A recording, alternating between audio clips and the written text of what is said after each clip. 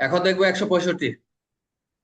এখন একটু ভালো লাগতেছে আমার মনে হয়, প্রথম দিক থেকে একটু মুখস্থ হচ্ছে, মনে হচ্ছে একটু একটু ঢুকতেছে, পুরো না। অনেকে কঠিন, নতুন নতুন স্টুডেন্ট আছে তো, অনেকে তো 2-4 বার আমার হ্যাঁ। মতো বিসিএস দেওয়া আছে, অসুবিধা নেই, ইনশাল্লাহ সমস্যা নেই।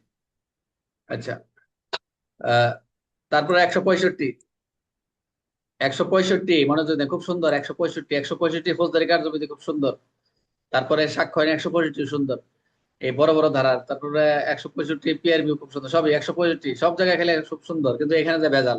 বাট এটা করা যাবে না, ডন্ট, ডন্টস, ডট আর ডন্টস, ডো আর ডন্টস আর কি, করা যাবে করা যাবে না।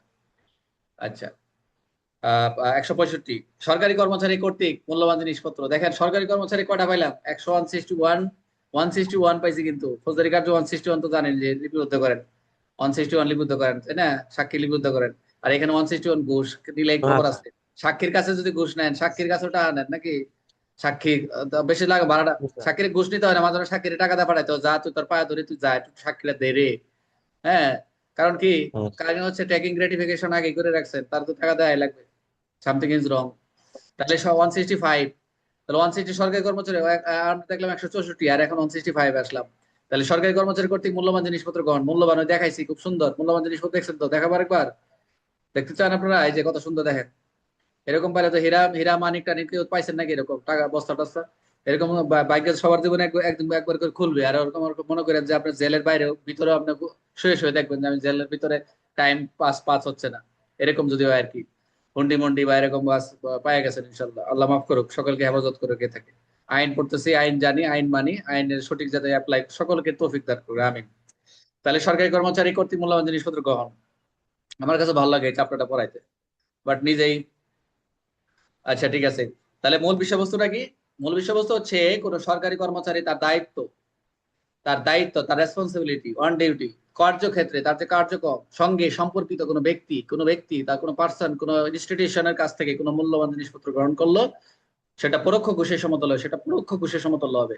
তারপর হচ্ছে কোন সরকারি কর্মচারী চাকরির বাইরে বড় ধরনের ব্যবসার আয়ের সাথে যুক্ত, দায়িত্ব পালন ও প্রবাহিত হওয়ার সম্ভাবনা থাকে, সে বড় ধরনের একটা ব্যবসা, একটা আহ কি বলে এটাকে, বিদেশে যাবে, বিদেশের কি বলে যে দালাল বাটপারের একটা চেম্বার খুলে বসে, পাসপোর্টের কি বলে ভিসা প্রসেসিং করে, সার্টিফিকেট প্রসেসিং করে, সাধারণভাবে সচরাচর না দেওয়া অতি মূল্যবান উপহার উপঢৌকন গ্রহণ করা ঘুষ হিসেবে গণ্য, মানে সাধারণ পাওয়া যায় না এরকম।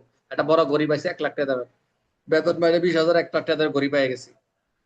সরকারি কর্মচারী কর্তৃক মূল্য পর্যন্ত উপহার কত হতে পারে, তার সরকারি কর্মচারী আচরণ বিধিমালা উল্লেখ থাকে। একজন এখানে একটা কথা বলছে, সরকারি কর্মচারী কত টাকা মূল্যের একটা উপহার পেতে পারে বা গ্রহণ, এটা কিন্তু সরকারি কর্মচারী বিধিমালায় বলা রয়েছে। সরকারি কর্মচারী আশ্বাস, বিচারাধীন, সিদ্ধান্তহীন বিষয়ে পক্ষের কাছ থেকে উপহার গ্রহণ করতে পারবে না, কোনো অবস্থায় কোনো সরকারি কোনো আশ্বাস দিয়ে, বিচারাধীন, সিদ্ধান্তহীন দিন বিষয়ে কোনো পক্ষের নিকটে কোনো ধরনের এই ব্রাইব নিতে পারবে না, কোনো পারিতোষিক নিতে পারবে না। উদ্দেশ্যটা কি? যাতে প্রত্যেকেই সরকারি কর্মকর্তাদের নিরপেক্ষতা এবং সততা রক্ষা করে, এবং অফিস দপ্তরে যাতে এর ধরনের কোনো কার্যক্রম না হয়, পক্ষপাত রোধ করা। উদাহরণটা কি হতে পারে? একজন সরকারি কর্মকর্তা তার অফিসের কাজে লাইসেন্স প্রদানের ক্ষমতা রাখে, যে কেউ তাকে মূল্যবান উপহার গ্রহণ উপহার ও গয়না দেয়, লাইসেন্স যাতে দ্রুত পায়, চেন দিচ্ছি তুমি এটা করে দাও, 20, 30, 50 হাজার টাকা কাজ।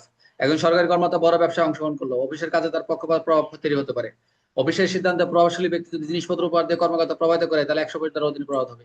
তাহলে এই যে প্রভাবশালী ব্যক্তি যদি জিনিস বড় ধরনের উপহার দিয়ে কর্মকর্তাকে প্রভাবিত করে, তাহলে 165 অনুযায়ী কি হবে? দণ্ডে দণ্ডিত হবে, পানিশমেন্ট হবে। সরকারি কর্মকর্তা 165 দোষী, দণ্ড কারাদণ্ড পর্যন্ত। 5টা এমসিকিউ। 165 অনুযায়ী কোনো উপহার বা জিনিসপত্র গ্রহণ করা অপরাধ, কোন জিনিস গ্রহণ করা অপরাধ? অবশ্যই অফিসের কাজে সম্পৃক্ত পক্ষে মূল্যবান উপহার গ্রহণ। 165 অনুযায়ী সরকারি কর্মকর্তা মূল্য উপহার গ্রহণ করতে পারে, অবশ্যই সরকারি কর্ম আচরণ বিধি নির্ধারিত সীমার মধ্যে করতে পারবে। 165 অনুযায়ী পরোক্ষ ঘুষ কি বোঝায়? অবশ্যই সাধারণভাবে না দেওয়া মূল্যবান উপহার গ্রহণ। 165 উদ্দেশ্যটা কি? উদ্দেশ্যটা কি? উদ্দেশ্যটা হচ্ছে যাতে করে, কই চলে গেলাম, একদম আবার নিচে চলে গেছে না, সরি। 165-র মূল উদ্দেশ্যটা কি? যাতে হচ্ছে সরকারি কর্মকর্তাদের নিরপেক্ষতা সততা রক্ষা করা, যাতে নিরপেক্ষতা সত্যতা রক্ষা করা। তাহলে একটু সরকারি কর্মচারীর বিরুদ্ধে গেল ঠিক নাকি? আছে।